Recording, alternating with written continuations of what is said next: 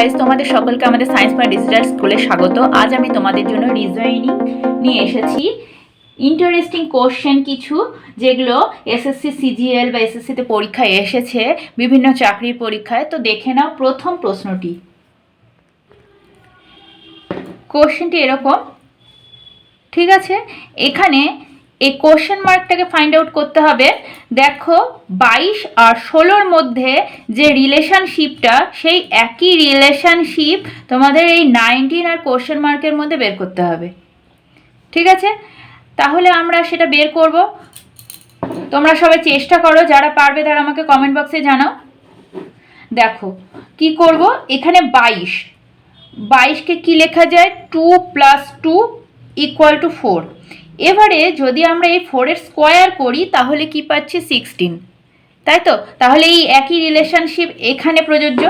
তার মানে 19 = 1 + 9 = 9 আর 1-এ 10, 10-এর স্কোয়ার মানে 100।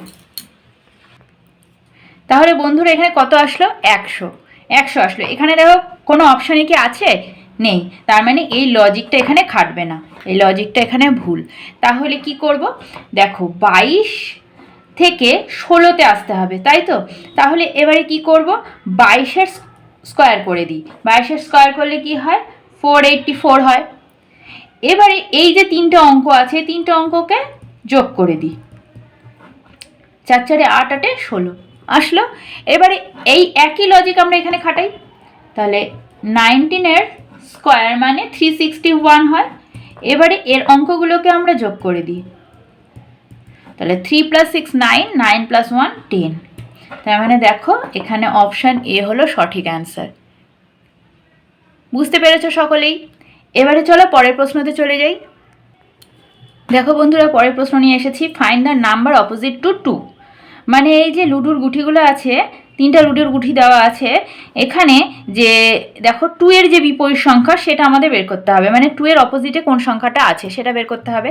এখন তোমাদেরকে 3টা চাই, 4টা চাই, 5টা, যে কটাই লুডোর গুঠি দিক না কেন, তোমাদেরকে মনে রাখতে হবে যে কোনো 2টা লুডোর গুঠি আমরা সিলেক্ট করব, ঠিক আছে? যে কোনো 2টো লুডোর গুঠি সিলেক্ট করব, আর সিলেক্ট করে দেখব যে কোনো একটা সংখ্যা কমন আছে কিনা। দেখো তো এই লুডোর গুঠিটাতে কি আছে? 6 4 1। এখানে কি আছে? 5 6 3। তার মানে এই দুটো গুঠির মধ্যে 6 নাম্বারটা হচ্ছে কমন, ঠিক আছে?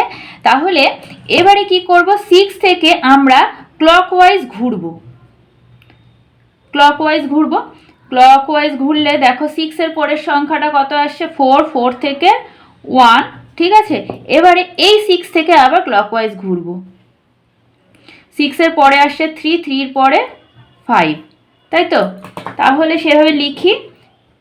ফার্স্ট লুডোর গুঠিতে 6 এর পরে 4, 4 এর পরে 1, ঠিক আছে? তারপরে লুডোর গুঠিতে 6 এর পরে আসছে 3, 3 এর পরে আসছে 5, ঠিক আছে? এরকম। এবারে দেখো তাহলে 1 এর বিপরীতে কি থাকবে? 5 থাকবে, ঠিক আছে? এটা মনে রাখতে, 1 এর বিপরীতে থাকবে 5, 4 এর বিপরীতে থাকবে 3, ঠিক আছে? তাহলে এখানে 6 থাকছে। এখন এখানে কোন সংখ্যাটা বাদ থেকে যাচ্ছে? নিশ্চয়ই 2 বাদ থেকে যাচ্ছে। তার মানে 6 এর বিপরীতে কি আসবে? 6 এর বিপরীতে আসবে 2। তার মানে 2 এর অপোজিটে 6। এখানে বলেছিল find the number opposite to 2। তার মানে 6 এর অপোজিটে আসবে, 2 এর অপোজিটে আসবে 6। অপশন ডি হলো সঠিক অ্যান্সার।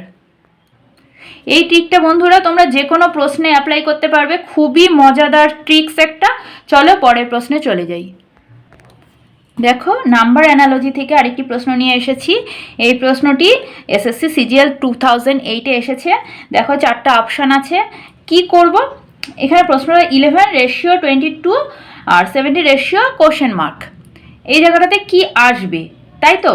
তাহলে এখানে দেখো একটা লজিক খাটিয়ে দেখি কি হয়। 11:22। 11কে যদি 2 দিয়ে গুণ করি তাহলে 22 হচ্ছে। তাহলে এই লজিকটাই এখানে খাটাই। 17কে যদি 2 দিয়ে গুণ করি তাহলে হয় 34, তাই তো? তাহলে এখানে দেখো একটা অপশানও 34 নেই। তার মানে এই লজিকটা এখানে খাটবে না, ঠিক আছে?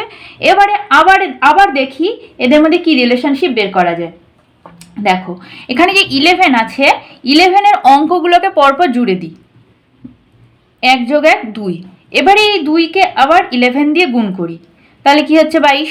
তাহলে এই লজিকটা এখানে দেখি অ্যাপ্লাই করে। 17, 1 + 7 = 8, 8কে 17-এর সাথে মাল্টিপ্লাই করি, 7 8 56, 6 হাতে থাকলো 5, 8 × 8 = 13, 136। তার মানে এখানে দেখো অপশান বি সঠিক অ্যান্সার মিলে গেল। তার মানে এই লজিকটাই এখানে অ্যাপ্লাই করতে হবে। আশা করি বুঝতে পেরেছো সকলে। এই ধরনের প্রশ্নগুলো এখন চাকরির পরীক্ষায় খুবই আসে, তো দেখে নাও পরের প্রশ্নতে চলে যাই। এই যে প্রশ্নটি দেখে নাও, একটা নাম্বার সিরিজ, এই কোশ্চেন মার্কের ভ্যালুটা ফাইন্ড আউট করতে হবে। তাহলে এটি হচ্ছে এসএসসি জিডি 2012-এ এসেছে। তো এখানে দেখো 4টা অপশান দেওয়া আছে। প্রথমে 11 আর 9-এর মধ্যে আমাদের রিলেশনশিপ ফাইন্ড আউট করতে হবে। কি করব, 11কে যদি 1 দিয়ে মাল্টিপ্লাই করে 2 মাইনাস করি, তাহলে দেখো 9 চলে আসবে। ঠিক আছে, এবারে এই 9 থেকে 15 নিয়ে আসবো। কি করে, 9কে 2 দিয়ে মাল্টিপ্লাই করে 3টাকে বিয়োগ করে দেবো, তাহলে 9 2 18, থেকে 3 বিয়োগ করলে 15 হয়ে গেল। এবারে 15 থেকে 41, 15কে 3 দিয়ে গুণ করি, দেখো পরপর 1 দিয়ে 2 দিয়ে তারপরে 3 দিয়ে গুণ করছি। এবারে 4 বিয়োগ করে দেব, 4 বিয়োগ করে দিলে কি হচ্ছে, 3 15 45 থেকে 4 বিয়োগ করলে 41 চলে আসছে। এইবারে এই কোশ্চেন মার্ক 41 ইন্টু কী করব 4 মাইনাস কী করব 5। এবারে দেখো বন্ধুরা চলে এসেছে, এই কোশ্চেন মার্কের ভ্যালুটা আমাদেরকে বের করতে হবে। তো দেখো কি করব, গুণটা করে দিই, সলভ করো তোমরা। 4 × 1 = 4, 4 × 4 = 16, তাই তো, -5, তাহলে 9 × 5 = 14, 5 1 159 অ্যান্সার চলে এসেছে। এই দেখো অপশান ডি হলো সঠিক অ্যান্সার। তো কেমন লাগলো অঙ্কগুলো? এই ধরনের অঙ্কগুলো পরীক্ষায় খুবই আসে, তো তোমরা প্র্যাকটিস করো, তাহলে খুব তাড়াতাড়ি অঙ্কগুলোকে পরীক্ষার সময় সলভ করতে পারবে। কারণ প্রচুর প্রশ্ন সলভ করতে হয়, তো অল্প সময় সলভ করার জন্য আমাদের প্রচুর প্র্যাকটিসের দরকার। ভিডিওটি ভালো লাগলে অবশ্যই লাইক করো, কমেন্ট করো আর বন্ধুদের মধ্যে শেয়ার করে দাও।